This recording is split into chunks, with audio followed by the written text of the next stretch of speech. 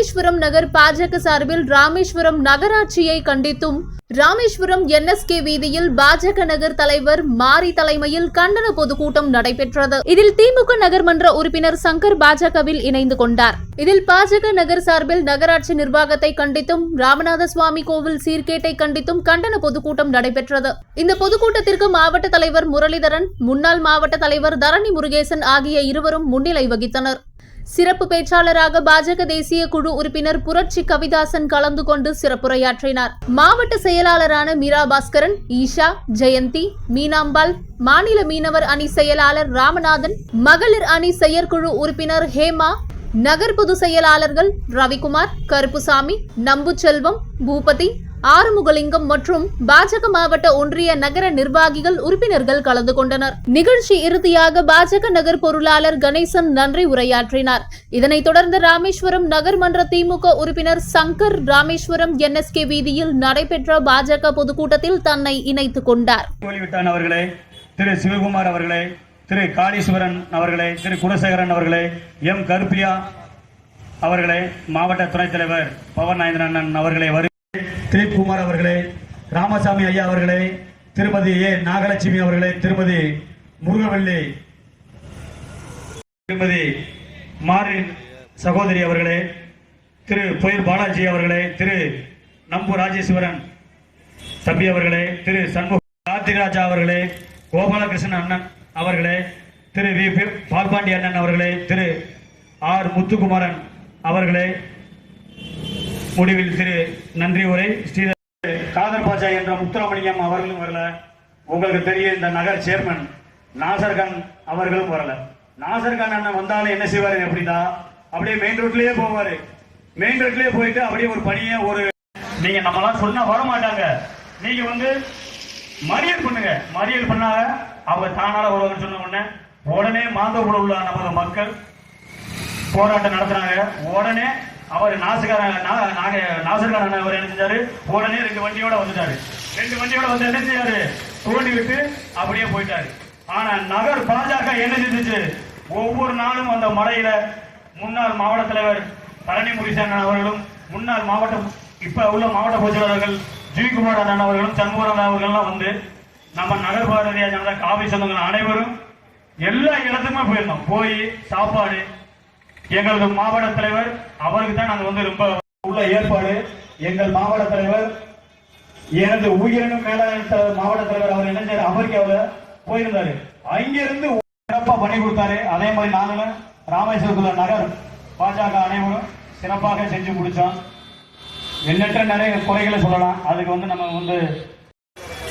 உங்களுடைய உரையாற்றுறதுக்காக வந்திருக்காங்க அண்ணன் நம்ம புரட்சி கவிதாசன் அண்ணன் அவர்கள் வந்திருக்காங்க. புதுக்கோட்டையிலிருந்து அண்ணன் எங்களுக்கு சொன்ன உடனே, தம்பி நான் ராமேஸ்வரத்துக்கு வர்றேன்ப்பா அப்படின்ட்டு அண்ணன் வேற இடத்துக்கு ப்ரோக்ராம் போட்டிருந்தாரு. இங்கே வரலாம் நம்ம என்னோட பேச்சை கேட்டு உடனே அண்ணன் அவருக்கு நன்றியை தெரிவித்துக் கொண்டு இந்த அடுத்ததாக உரையாற்றுவதற்கு முதல் நகர் தலைவர் மரியாதைக்குரிய எஸ் மாரி அவர்களே, பாரதிய ஜனதா கட்சியுடைய மாவட்ட தலைவர் கே முரளிதரன்ஜி அவர்களே, முன்னாள் மாவட்ட தலைவரும் இன்றைய சட்டமன்ற பொறுப்பாளருமான ஐயா தரணியார் அவர்களே, மாவட்ட பொதுச் செயலாளர் ராமநாதபுரத்துடைய நடைபெற்றுக் கொண்டிருக்கக்கூடிய இந்த கண்டன ஆர்ப்பாட்டத்திற்கு தலைவராக இருக்கக்கூடிய நகர் தலைவர் மாரி அவர்களே, ஆற்றல் மிகு மாவட்ட தலைவர் முரளிதரன்ஜி அவர்களே, புரட்சி பேச்சாளர் சிறப்புரையாற்ற வந்திருக்கும் புரட்சி கவிதாசன் அவர்களே, பவர் நாகேந்திரன் அவர்களே, சட்டமன்ற பொறுப்பாளர் தரணி அண்ணன் அவர்களே, மாவட்ட பொதுச் செயலாளர் ஜி குமார் அவர்களே, இன்றைக்கு இந்த தாமரையில் ஐக்கியமாக இருக்கும் நகர்மன்ற உறுப்பினர் சங்கர் அவர்களே, ராமநாதன் அவர்களே, ஜெயந்தி அவர்களே, ஹேமாமல்லி அவர்களே, மற்ற அனைவரையும் வருக வருக என இந்த மாலை நேரத்திலே உங்களுடன் கூறிக்கொள்கிறேன். இன்றைக்கு நகராட்சி சீர்கேடு, கோவில் சீர்கேடு எல்லாத்தையும் பற்றி தலைவர்கள் பேசிட்டாங்க, இன்னும் பேசுவாங்க. ஆனா இன்னைக்கு தமிழ்நாட்டில் அதை விட ஒரு முக்கியமான பிரச்சனை இருக்கு. இன்னைக்கு உலகத்திலேயே எத்தனையோ கார்பரேட் கம்பெனி இருக்கு. ஆனா அந்த ஒவ்வொரு கார்பரேட் கம்பெனியும் ஒவ்வொரு விதமான டார்கெட் வைப்பாங்க. ஆனா தமிழ்நாட்டில் இந்த திமுக கார்பரேட் கம்பெனி சாராயத்துக்கு இன்னைக்கு டார்கெட் வச்சிருக்கு.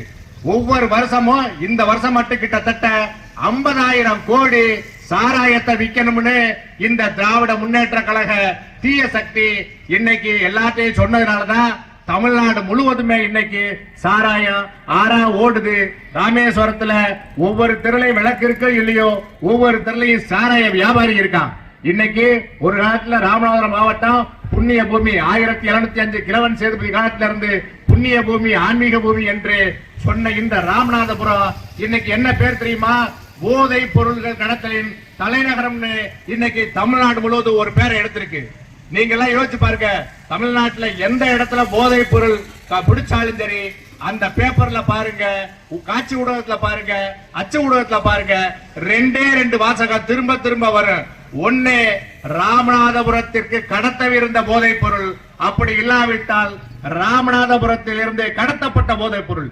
இப்படி ஒரு வரி இந்த போதை பொருள் கடத்தல் என்ற தலைநகரமாக இன்னைக்கு ராமநாதபுரம் மாவட்டம் இருக்குன்னா காரணம் இந்த எம்பி எம்எல்ஏ இந்த திமுக ஆட்சியாளர்கள் தான் அதற்கு காரணம்.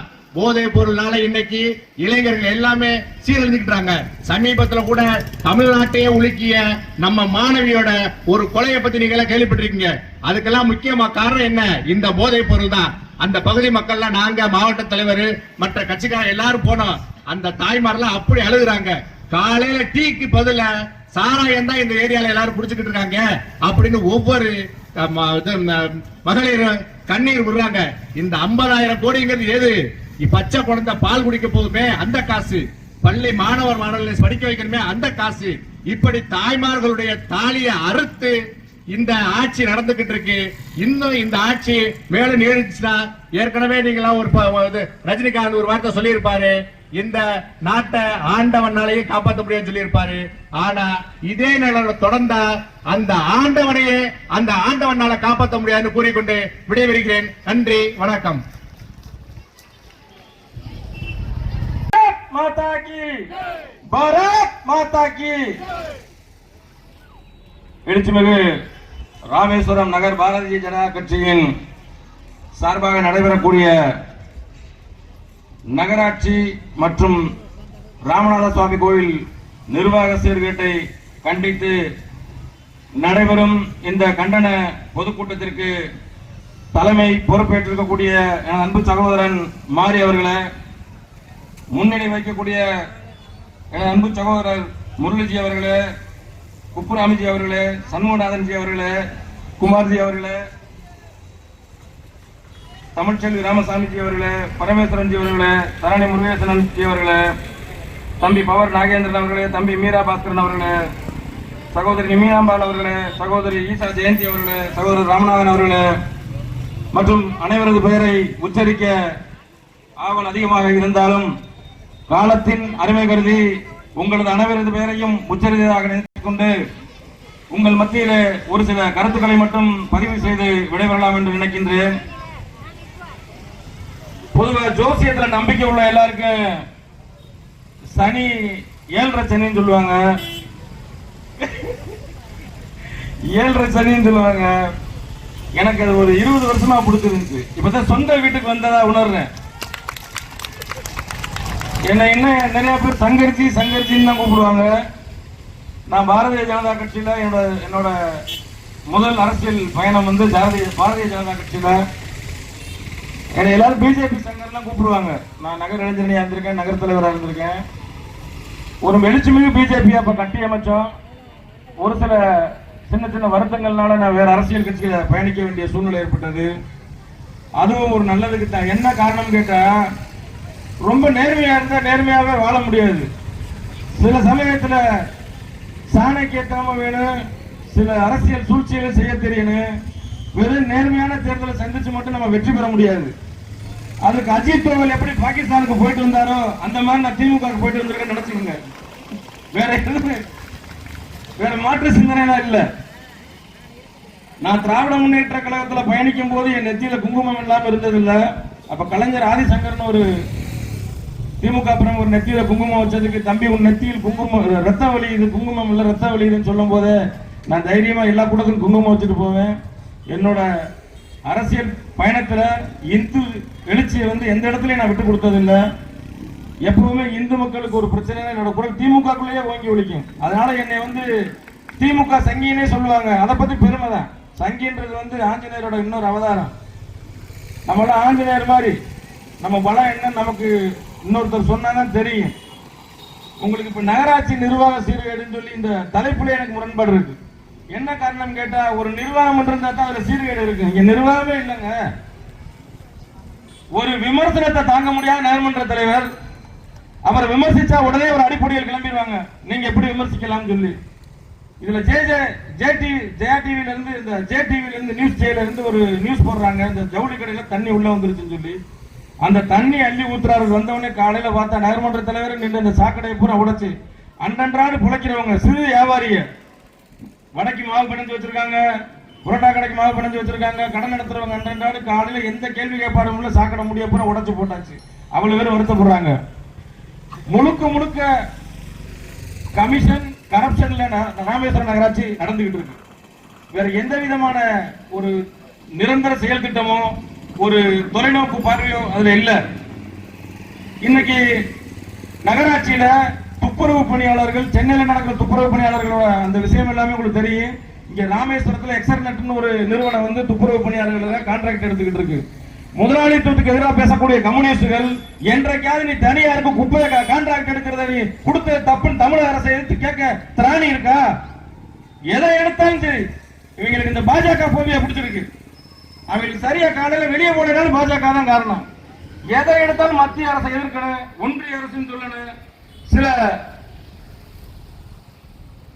போலி மதச்சார்பின்மைவாதிகள் வந்து அந்த திருப்பூணங்குன்றம் மலை விஷயத்தை, கார்த்திகை தீப விஷயத்தை திமுக வந்து எப்படி வந்து பெரும்பான்மையான இந்துக்களுக்கு முஸ்லீம்களுக்கான போராட்டமா அதை திசை திருப்ப கட்டமைச்சிச்சு.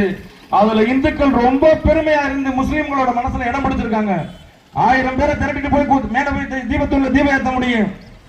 ஆனா அதை செய்யாம சட்டத்தின் வழி தர்மத்தின் வழி போகணுன்ற அந்த ஒரு பாதையில போய்கிட்டு இருக்கிற ஒரே காரணத்தினால தமிழ்நாடு அமைதி பூங்காவா இருக்கு. இத்தனை பேர் இருக்காங்க, ஆயிரக்கணக்கான இந்துக்கள் இருக்கும். பக்கத்து வீட்டுல இஸ்லாமிய நம்மளும் வசிக்க, நம்ம வீட்டுல சமையல் பண்ணோம்னா அவனுக்கு கொடுத்துறோம், அவன் வீட்டுல சமையல் பண்ணா நம்ம சாப்பிடுறோம். என்னைக்காவது பிஜேபி காரணம் இந்துக்களோ அருவாள் எடுத்துக்கிட்டு ரோட்ல இறங்கி கலவரம் பண்ணிருக்கோமா? ஆனா இந்த திமுக காரன் பெரும்பான்மை இந்துக்களுக்கு முஸ்லீமுக்கு சிண்டு பிடிஞ்சிட வேண்டிய வேலையை திருப்பரங்குன்றத்துல பார்த்திருக்காங்க. ரொம்ப அழகா ஒரு ஜட்ஜு, ரொம்ப நேர்மையானவர். அவரு சட்டத்தை மீறி ஒரு படி எடுத்து வைக்க மாட்டார். ஜி ஆர் சாமிநாதன் ஒரு ஜட்ஜு, அவர் ஒரு தீர்ப்பு கொடுக்கிறாரியா, திருப்பரங்குன்ற மலை மேல வந்து தீபத்தோட தீபம் ஏத்துங்கிறாரு. ஒரு அரசாங்கம் என்ன செய்யணும்? சட்டத்தின்படி ஆட்சி நடத்தக்கூடிய அரசாங்கம் என்ன செய்யணும்? அந்த தீபத்தை ஏத்தணும். ஏத்தலையா குறிப்பிட்ட கால அளவுக்குள்ள மேல்முறையீடு போகணும். ரெண்டுமே போகாம கடைசி நிமிஷம் வரை 6-5 வரையும் எல்லாரையும் போக்கு காட்டிட்டு தீபம் ஏத்த விட மாட்டோம் சொல்லி சொன்னா இது அப்பட்டமான மத அரசியல். சிறுபான்மையினரோட வாக்குகளை பெறணுங்கிறதுக்காக அவங்க அப்பட்டமா இந்துக்களோட உரிமையை மறுக்கிறாங்க. இன்றைக்கு ஜாதி பெருமை பேசி திரியக்கூடிய அனைவருக்கும் சொல்லுகிறேன், உன் ஜாதி பெருமை நீ பேசணும்னா முதல்ல உனக்கு மதம் இருக்கணும். மதம் இருந்தா தான் நீ ஜாதி பெருமையை பேச முடியும். நீ இன்னைக்கு ஜாதி பார்த்து ஓட்டு போட்டீங்கன்னா நாளைக்கு உனக்கு அந்த ஜாதியே வினையா வந்துடும். இன்னைக்கு திமுக அரசாங்கம் இருக்கிற இடத்துல ஒரு மதச்சார்பற்ற அரசு, உண்மையான மதச்சார்பற்ற அரசு இருந்திருக்கும்னா அந்த முஸ்லிம்கள் கையில தீபத்தை கொடுத்து மேல கொண்டு போக சொல்லி மத இணக்க தீப திருவிழா அந்த திருவிழாவை மாத்திருக்க முடியுங்கிறத நான் ஆணித்தரமா இந்த இடத்துல பதிவு பண்றேன். ஆனா என்ன செஞ்ச? எந்த இஸ்லாமியரும் எதுக்கல, எந்த தர்கா அமைப்பும் எதுக்கல. அவங்க 1990 எங்களுக்கு நோ செக்ஷன் சொல்லி கொடுத்துட்டாங்க, லெட்டர் கொடுத்துட்டாங்க. ஆனா இந்த அரசாங்கம் என்ன செய்யுது? உனக்கு இருக்கு 17ஆம் தேதி உனக்கு நீதிமன்றத்துல, மதுரை உயர் நீதிமன்றத்துல அந்த கமிஷனர், கோயில் நீவோ, அவர் அந்த கலெக்டர் 3 பேருக்கு 17ஆம் தேதி மதுரை நீதிமன்றத்தில் ஆஜராக சொல்லியிருக்காங்க. ஆஜராவாங்க. இது வந்து மத ரீதியா நம்ம எப்படி ஒடுக்கப்படுறோங்கிறதுக்கு ஒரு எடுத்துக்காட்டு. இது மாதிரி மயிலம், கன்னியாகுமரியில மயிலம்னு ஒரு இடம் இருக்கு. அங்க இதெல்லாம் வெளியில உள்ளது. நம்ம ராமேஸ்வரம் கோயில் என்ன நடக்குது தெரியுமா? ராமேஸ்வரம் கோயில்ல நம்ம இந்துக்களோட வழக்கம் வந்து பிரதட்சணமா வர்றது. இங்க நம்ம வந்து பிரதட்சணமா வர முடியாது, அப்பிரதட்சணமா வரணும். இப்படி ராங்ல சுத்தி வரணும். நம்ம எல்லாரும் வந்து கெட்ட காரியத்துக்கு தான் அப்படி இடப்பக்கத்துல இருந்து வளம் வருவோம். வளம் இருந்து இடம் சுத்துறது வந்து நம்மளோட பழக்கம். ஆனா ராமநாதசாமி கோயிலுக்குள்ள அப்படி போக முடியாது. அதுக்கு அடுத்து என்னன்னு கேட்டீங்கன்னா, உள்ளுக்குள்ள சப்த கன்னிகள்னு அந்த மூலஸ்தானத்துக்கு பின்னாடி அம்மன் இருக்கு, வராகி அம்மன். அந்த சப்த கன்னிகள் இருப்பாங்க. அவங்களுக்கு பஞ்சமி அன்னைக்கு நம்ம பெண்கள் எல்லாம் போய் விளக்கு போடுவாங்க. இன்னைக்கு அதுக்கு போக முடியாது, கம்பி கேட்டு வச்சாச்சு. எங்கே பார்த்தாலும் கம்பி கேட்டு, நினைச்சா கம்பி கேட்டு, நினைச்சா ஓபன் பண்றது. விஐபிகளுக்கு மட்டும் இந்த சட்டத்திட்டம்லாம் வந்து செல்லாது. அது போக திராவிட முன்னேற்ற கழகத்தில் பயணிக்கக்கூடிய யாத்திரை பணியாளர்கள், நீங்க சாப்பிடுறது ராமநாதன் சாப்பாடு, நீங்க நல்லா இருக்கணும்னா முதல்ல இந்த திமுக விட்டு வெளியே வாங்க. நான் வந்துட்டேன், ஒரு ஹிந்துவா உணர்ந்து திராவிட முன்னேற்ற கழகம் நமக்கு எப்படிலாம் துரோகம் பண்ணுதுன்னு நான் உணர்ந்து வெளியில வந்துட்டேன். நீங்க எல்லாரும் வெளியில வாங்க. ஓட்ட அவன்கிட்ட போட்டுட்டு தீர்வு எங்கிட்ட தேடாதீங்க. உங்களுக்கு நிச்சயமா பாரதிய ஜனதா கட்சி தீர்வு கொடுக்கும். ஆட்சி கட்டிலில் இருந்த அந்த ராமேஸ்வரன் கோயில்ல ராஜாக்கள் அந்த காலத்துல கோயில் எதுக்குங்க கட்டி வச்சான்? நம்மள மாதிரி இல்லாத எளிய மக்கள், அந்த பகுதி மக்கள், வெளியில இருந்து வரக்கூடிய யாத்திரிகர்கள்ட்ட சேவை பண்ணி அவங்க மூலம் வரக்கூடிய வருமானத்தை இந்த பகுதி மக்கள் அடையணுங்கிறதுக்காக தான் அங்கங்க திருக்கோயில்களை கட்டி வச்சாங்க ராஜாக்கள். ஆனா இந்த அறநிலையத்துறைன்னு ஒரு அறமில்லாத துறையை உருவாக்கி அதை எல்லாத்தையுமே எப்படி சம்பாதிக்கலாம்? 50 ரூபா தான் சாமி பக்கத்துல போய் பார்க்கலாம். சாமி சொல்லுச்சு 50 ரூபா தான் பக்கத்துல வருவேன்னு. 500 ரூபா எடுத்த மூலஸ்தானத்துக்கிட்ட போய் நிக்க சொல்லுச்சா? இவன் டிக்கெட் போட்டு சாமிய நாடக கம்பெனியா மாத்திக்கிட்டு இருக்க இந்த திமுக அரசாங்கம். இதை தட்டி கேட்கணும்னா நிச்சயமா பாரதிய ஜனதா கட்சியோட ஒரு எழுச்சி, அரசியல் ரீதியா இந்த பகுதியில பிரதிநிதிகளை நீங்க தேர்ந்தெடுத்து அனுப்புனா நிச்சயமா இந்த திருக்கோயில் நிர்வாக சீர்கேடையும் சரி, நகராட்சி சீர்கேடையும் சரி, நிச்சயமா களை எடுப்போம். அதாவது முரளிக்கு அடிக்கடி சொல்லுவாரு, பாரதியாரோட கவிதையை வந்து அடிக்கடி சொல்லுவாரு, அக்னி குஞ்சொன்று கண்டேன், அதை ஆங்கோர் காற்றினை பொந்தினில் வைத்தேன், வென்று தனிந்தது காடு தலல் வீரத்தில் குஞ்சென்று மூப்பென்று முன்றோ தத்தகிட தத்துவம்னு. ஒரு சிறு துளி இன்னைக்கு சங்கருங்கிற ஒரு சிறு நெருப்பு வந்திருக்கு. இது மிகப்பெரிய கார்த்திகை தீபமா மாறி இந்த ராமேஸ்வரம் முழுவதும்